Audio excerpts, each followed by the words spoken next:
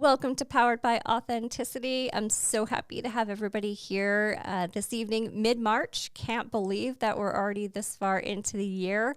I also can't believe it's taken me this long to have my podcast guest on today. Lisa McGuire joins me. Hey, Lisa. Hi, Emily. How are you today? Doing well. How's it going?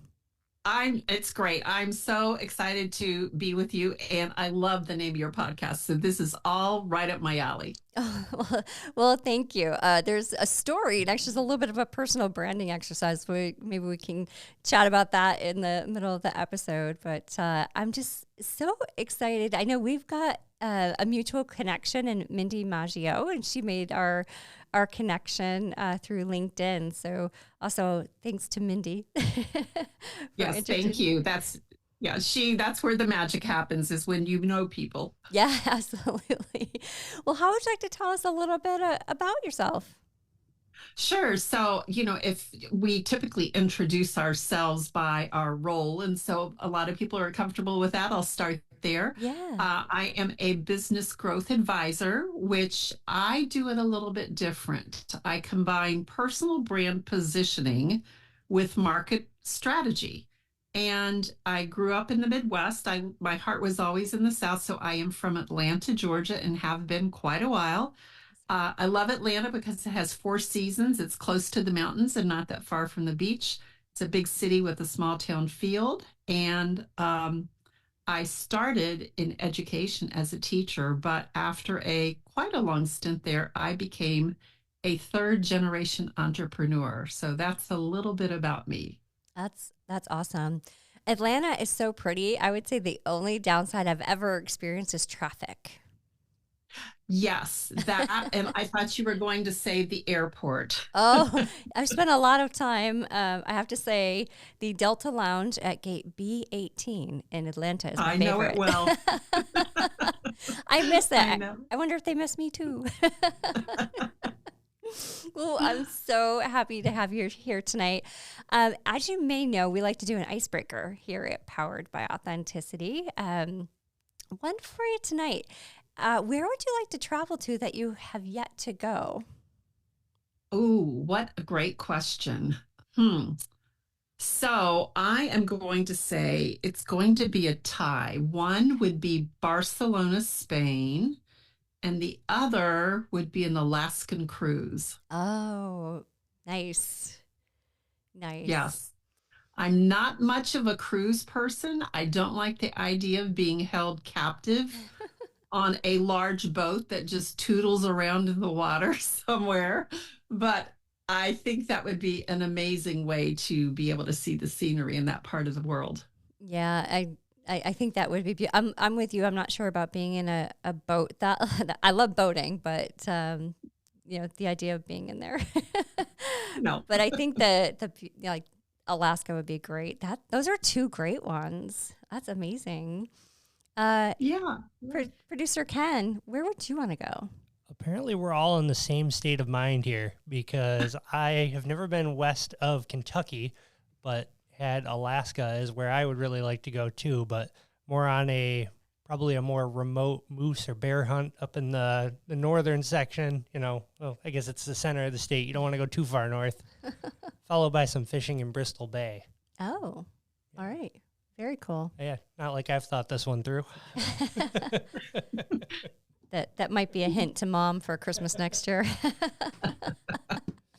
I've never been to Italy, and I've seen so many food posts lately, and being a foodie and just the landscape and architecture looks amazing. So I think Italy is going to be where I would like to go. Have you ever been to Italy, Lisa?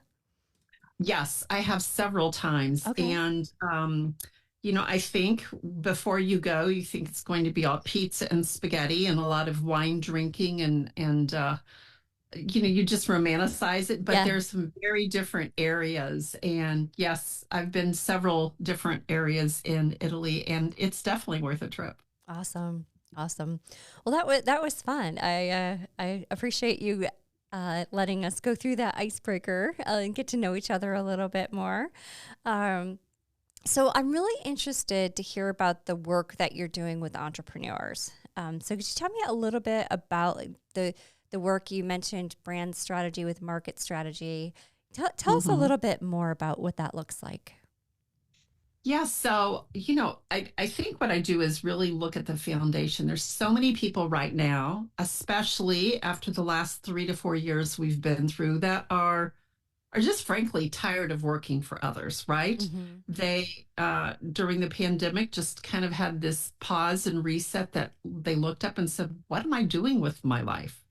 And, they think about, okay, if I want to go work for myself, there is the idea of freedom and flexibility, which is very alluring. However, when they make that jump, they don't realize how much corporate took care of them, right? Yeah. Brought business in the door, provided their health benefits. There was a community of people you could relate to. You had a chance to build your career. And so when people do get on their own as an entrepreneur, for many, it is a big wake up call. And if I could share a story of a gentleman I spoke to, it's been probably a couple months ago. Um, we were talking, and he was a potential client for me.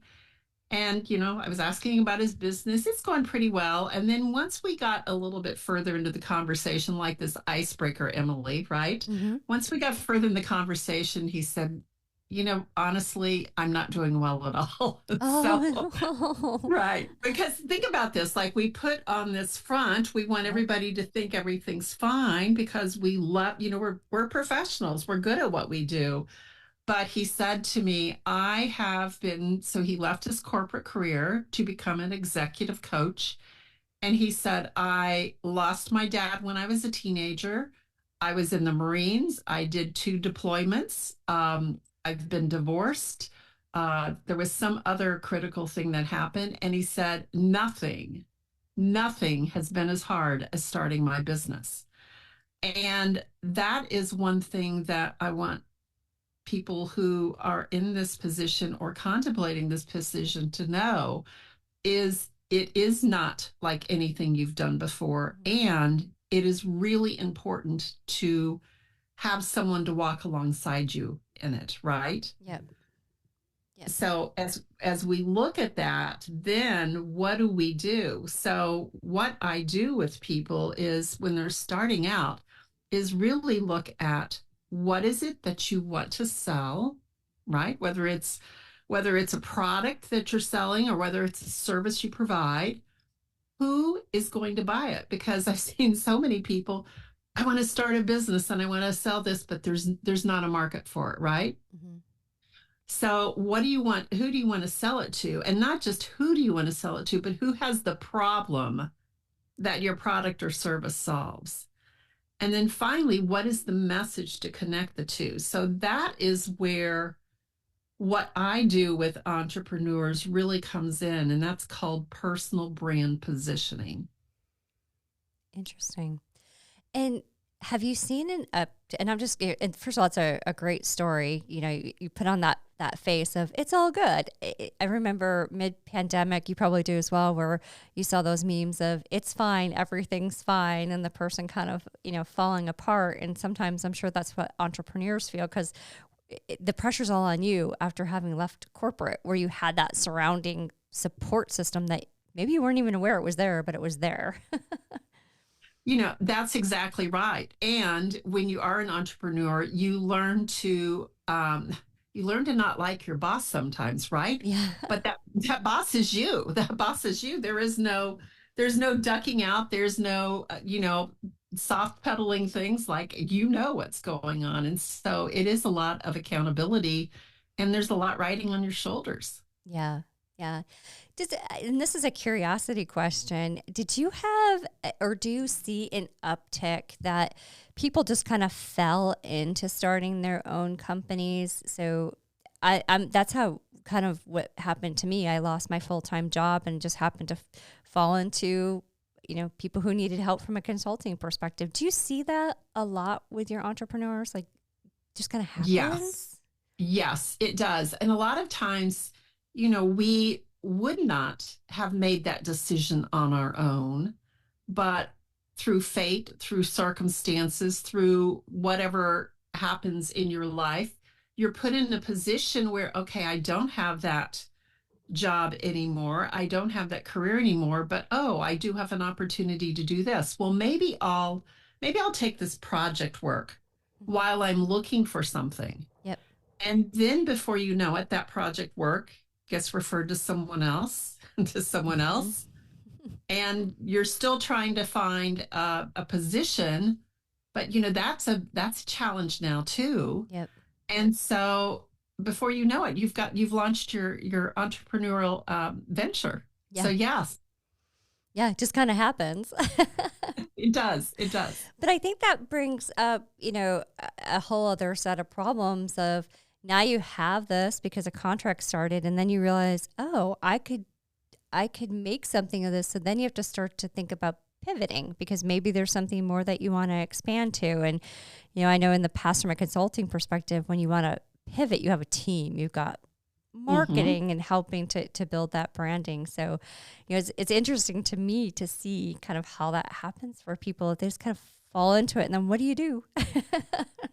Yes, it does. I was speaking with a coach the other day, and he is not active on LinkedIn, nor does he do any marketing. And his strategy was, if I start out with 3 or 4 clients and I just wow them, then they will tell their friends.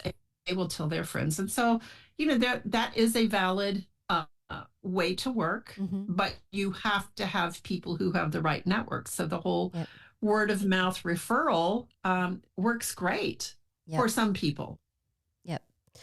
Yep. That's interesting. No LinkedIn. I find that interesting. Yes.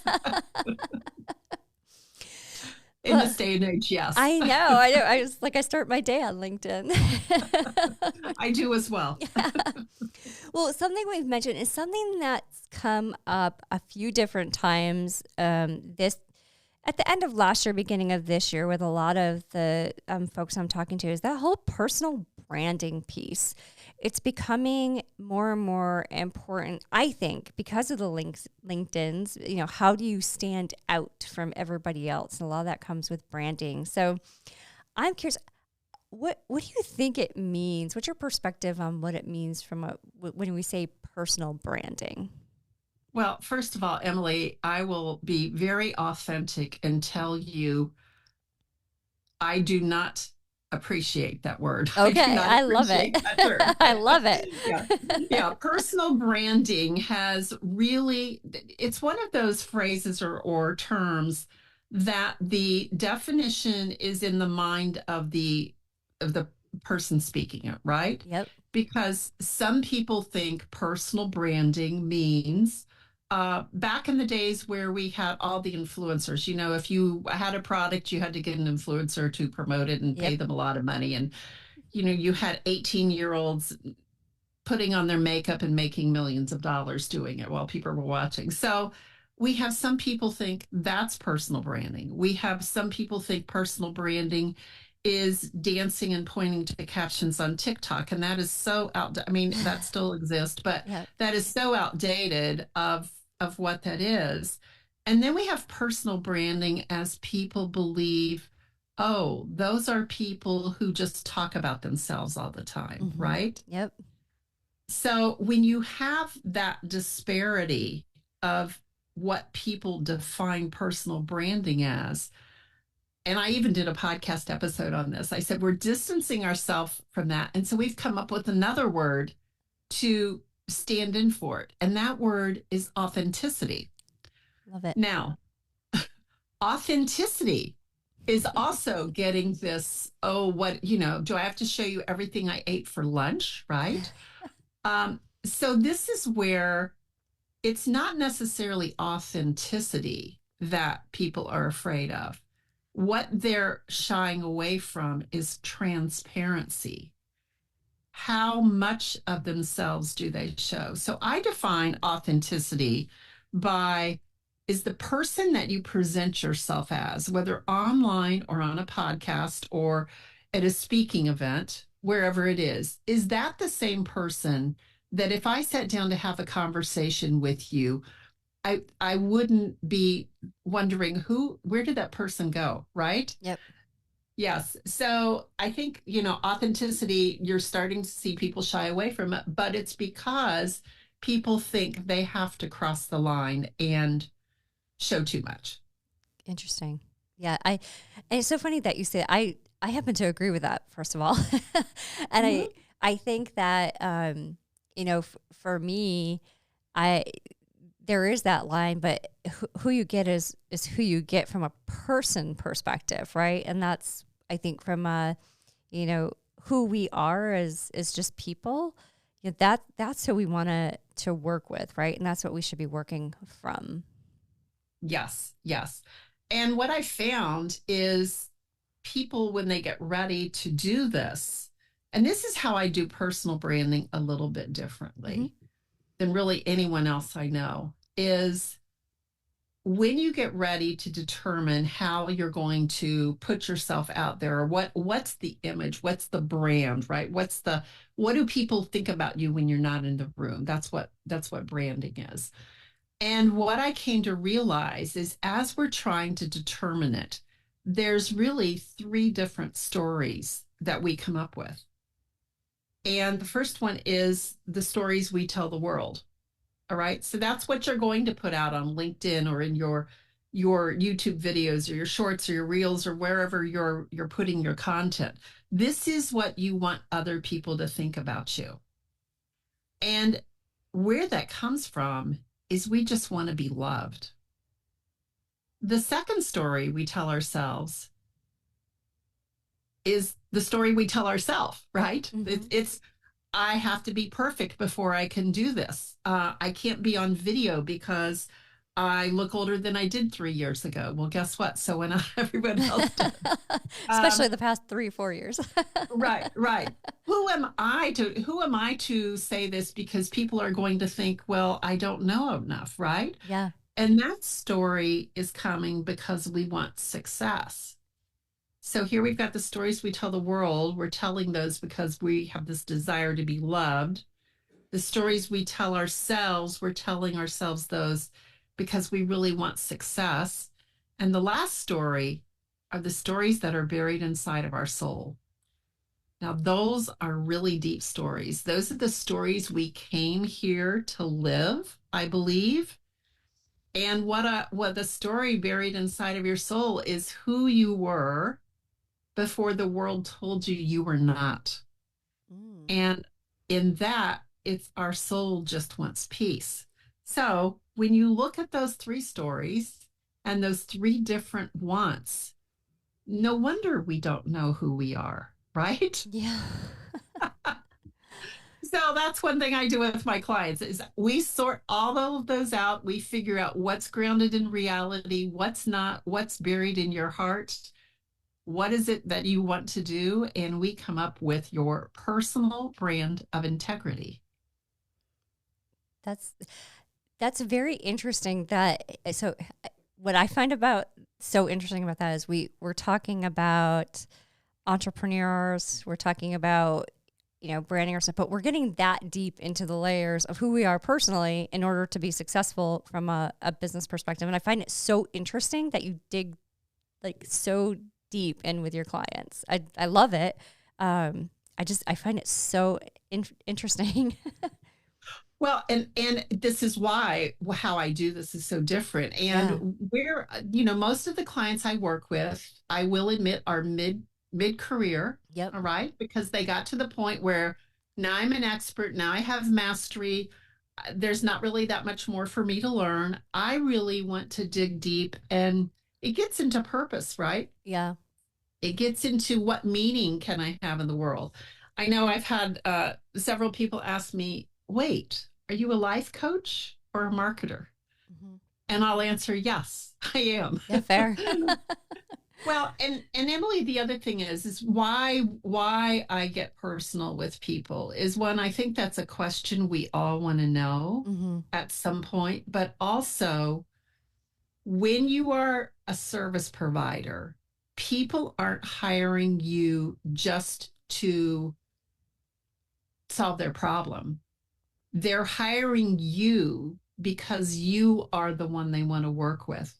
You are the one that they like. they know you, and they have to trust you. And so for you to show up as that personal brand of integrity, you have to be confident about who you are, and it will change how you show up. That confidence is there. The imposter syndrome, do you still have it? Occasionally, but you really put a muzzle on it. Yeah. I love that. I want to just go back to one thing you said about the midlife point, in that midpoint in your career. I find it, I know for myself, I'm kind of like at that point, right? It's Yes. hit that C level. I want to, now and have my consulting firm, and I'm looking at pivoting.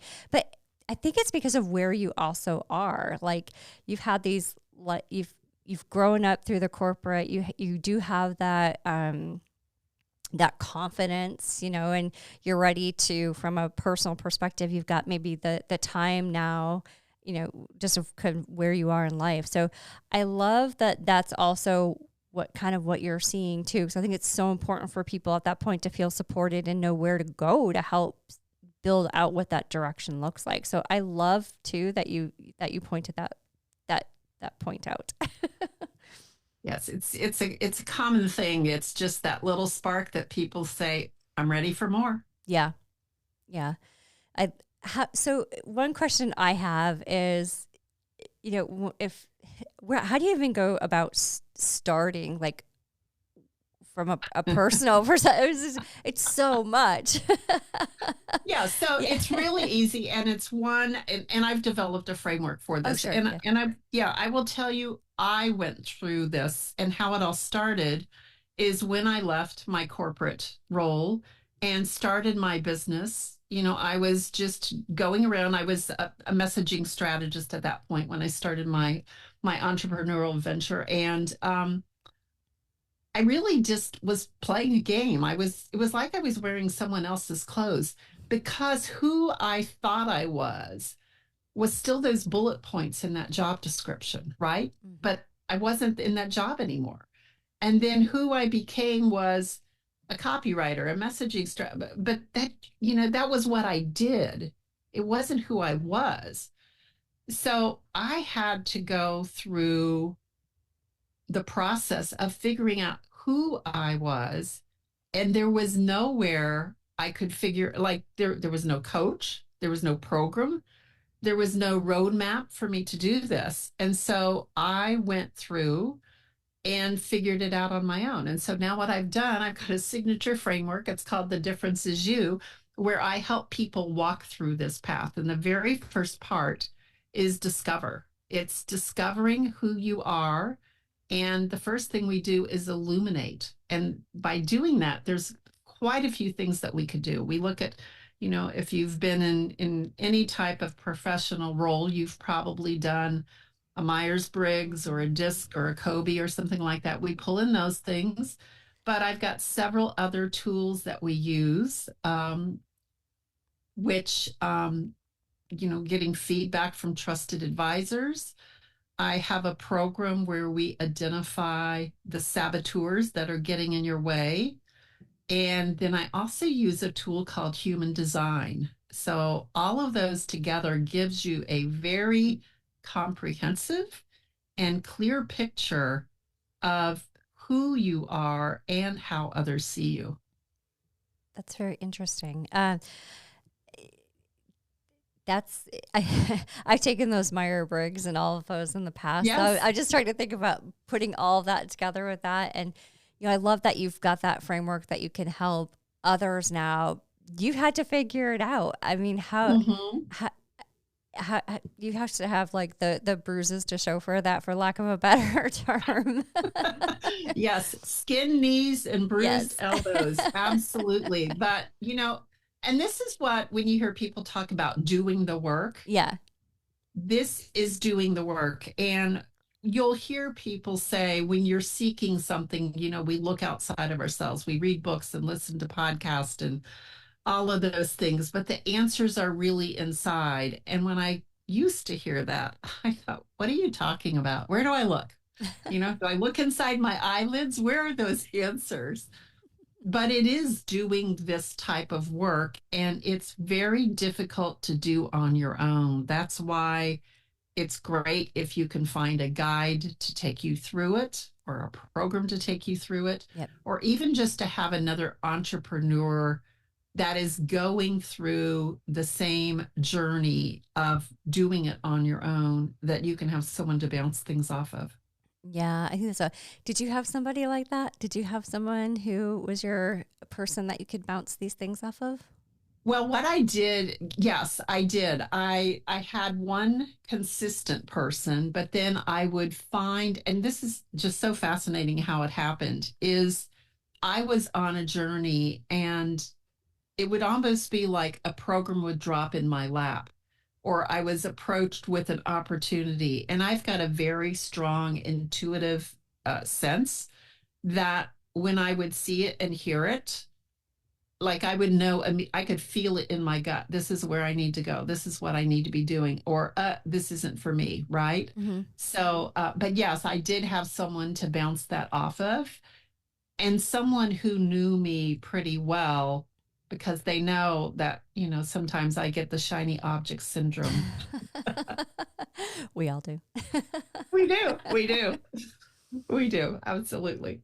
Yeah, it's this is the second podcast in a row where that gut instinct has come up, because it's so important to listen to, and it's just so funny how people squash it, like they feel like you've got that gut that either, oh, this is going to go well, this isn't where I'm meant to be, oh, this is scary. But I think people tend to swat that down. But it becomes almost like an extra tool that we have in our kit when we start to listen to it. It absolutely is. And this is one thing that we study in human design. Human design is your energetic blueprint. And if you are a sacral being, which means you do use your gut to make decisions, our world has told us that that is not logical. And so what we do is we try and overthink it. We try and use our head. But you're starting to see this more in corporate America, where they're bringing in some thoughts of intuition and what do you feel like? Where is this taking you? And yes, absolutely. I know I do really well when I think with my gut. Not that I don't fact check it, Mm-hmm. but sometimes when it may not make sense and I still listen to my gut, it's never steered me wrong. Yep. Yeah. And it's funny, I don't know about you, but in the moment, sometimes you're like, oof, that was wrong. But, 1, 3, 6 months later, you take a step back and you're like, oh no, that was absolutely the best decision to follow my gut. Yes, it is. And our subconscious is 90% of what we know. Yep. We're just not aware of it. And so that's where that's coming from. Yeah, it's so interesting to me. Yeah. So do you think it's harder for women to, develop their brand, to really take the time to go through these exercises? Do you find it more challenging for women? Well, I will tell you, and I was just having this conversation this week, Emily. So this question is perfectly timed. Is women are told we have to be all things, right? Yep. The old commercial about go to work, bring home the bacon, whip it up in the pan, and got your children, you've got your partner, all of those things. And so we're told we have to be all. And so we have learned to bury ourselves, bury our needs. If we're going to do something, we will do it for other people first and put ourselves last. So this activity and this experience of developing this brand for many is the first time they've had an opportunity to really look at themselves. They have painted this picture of who they want the world to think they are, whether it's this perfect mother or this very successful career person or both. Mm-hmm. And the time that it takes for them to realize that's not all they are. That is a role they play. it's what they do, but it's not who they are. And so they really love going through this.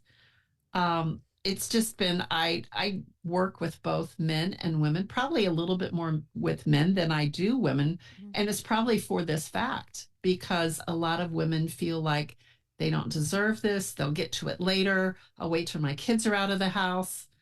All of those things.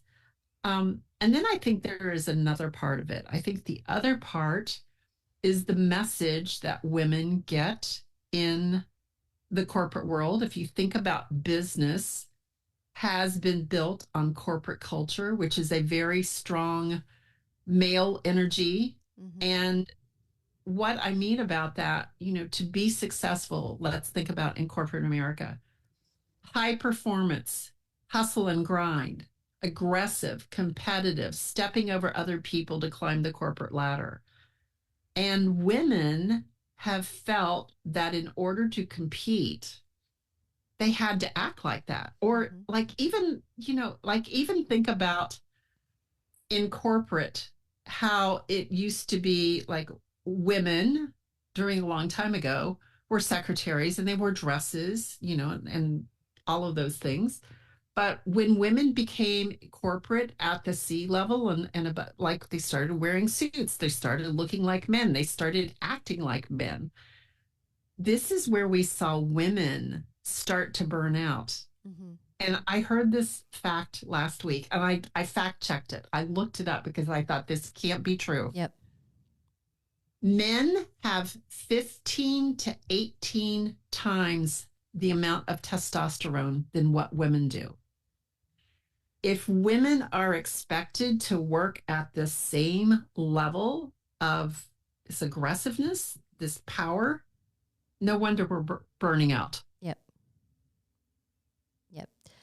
I I'll take it one step, and we don't have to go down a rabbit hole here, but there's also the perception when a woman starts to behave in that manner, and Mm-hmm. it's not kind to women. There's there's a lot of unfortunate, words and attitudes that are put towards women when they start to act in that aggressive behavior. And that's unfortunate. And a lot of times they're just trying to be part of the field. They're just trying to be on the Yes. field and play there and have the opportunity, but then they get called negative names and have this whole, Mm-hmm. unfortunate negative persona attached to them versus it just being, hey, we're evening out, kind of the field. Right. No, and I think that's a really great point, Emily. We want you to keep up, but we don't want you to do it our way, right? Yep. So what way? But if you think about it, where corporate culture is right now is they've gone way off the deep end on this type of behavior. And what people are asking for now, our team members are asking to be valued Mm-hmm. and respected and to be heard.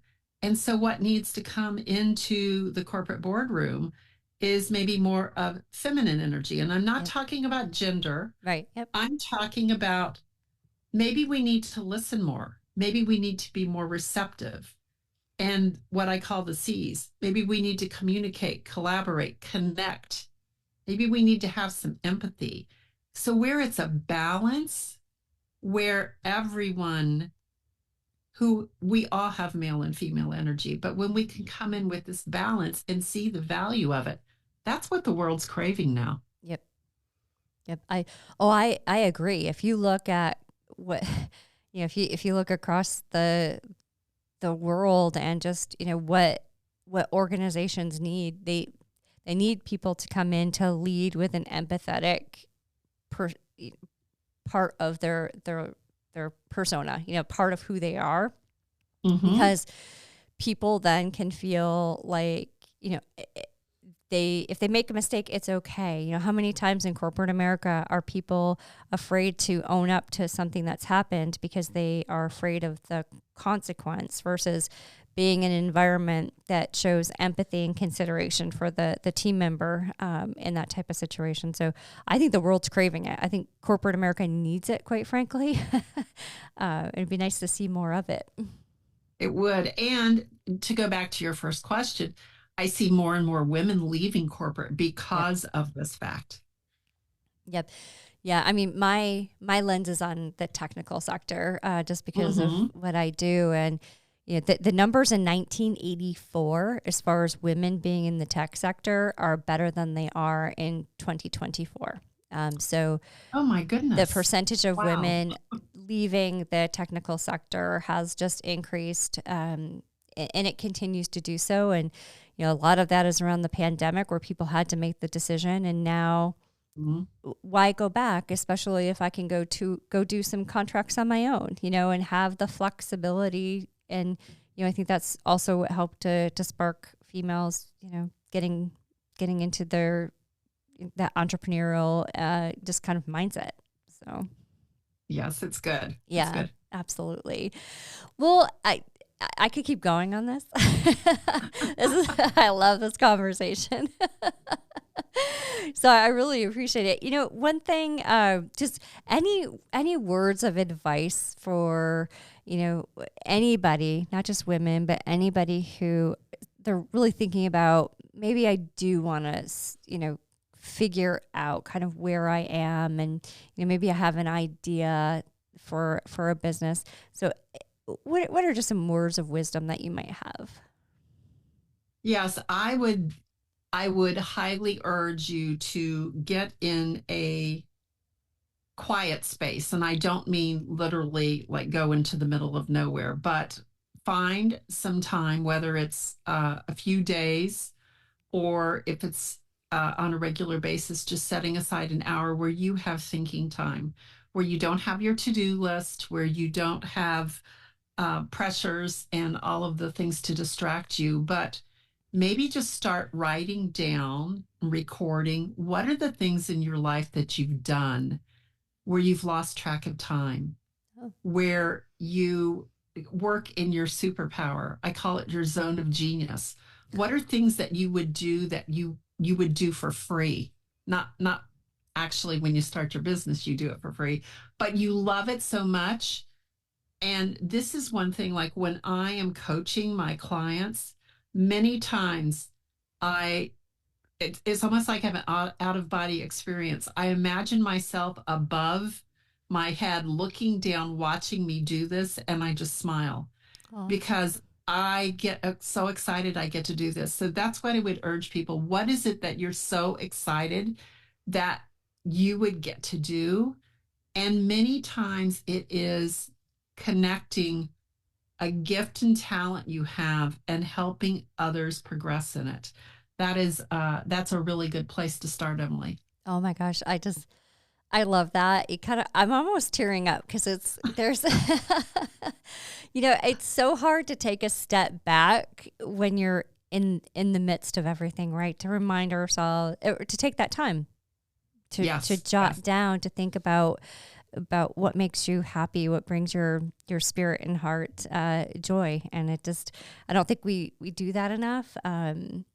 So, just that reminder to take that time is amazing. I love it. It is. It is. And if you have a hard time thinking it, get yourself a pad of paper. I don't even want to call it journaling because that puts too much pressure on people. Yeah. But just start writing. What is it I like? And just keep writing, even if you're writing the same thing, and you will have thoughts that will come to you.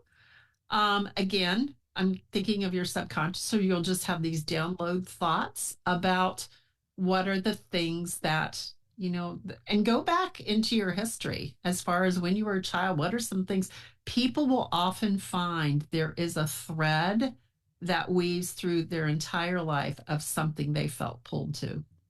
Oh, that's an amazing reminder. I love that. Yes. Mm-hmm. I love that. Well, so what's on the horizon for you? Anything exciting coming up? Yes. Right now, I mentioned human design, but I'm currently in training. It's a 2-year certification. And so what I have decided is, it's really cool to know who you are and how you're wired. Yeah. But one thing that we're seeing, and this will come as no surprise to anyone, is the world around us is disrupting everywhere you look. And the idea of how to grow a business isn't all one formula. And we'll see the gurus say you have to grow your business this way or that way, or you have 7 or 8 figure business. This is a formula to follow. And I know that that's not true. When you know how you are wired, when you know how you're designed, you can build a business around you instead of you trying to fit yourself into an existing business model. And so that is what I'm doing right now, is working with people. I have a service called Business by Human Design. So helping people design their business around them. So you know who your prospects are. You know how to find them. You know what to say to pull and magnetize them in. And I am so on fire about this. So that's my next thing. I just updated my website. So if you do have show notes, we'll put that in there, and you'll get a chance to see what it is. Oh, yeah, for sure. I was actually out there today. Okay, awesome. It was awesome. Well, we definitely will add it to the show notes for sure. So, well, it's amazing. I love the work that you're doing. I found this conversation so just thought-provoking and inspiring and just, quite frankly, energizing. I really appreciate you being here. Thank you so much. I love doing this, and I know it changed my life. And one thing I always say is we heal our hearts when we serve the person who we used to be. And so this is my way to heal my heart from that time when I was struggling and didn't know if I can help other people get through it faster and with more joy. Then that's what I love to do. Oh, that's amazing. And the joy comes out in your voice. You can just tell with the passion and enthusiasm that you speak on the topic. So thanks so much. Thank you so much for being here. I really appreciate it.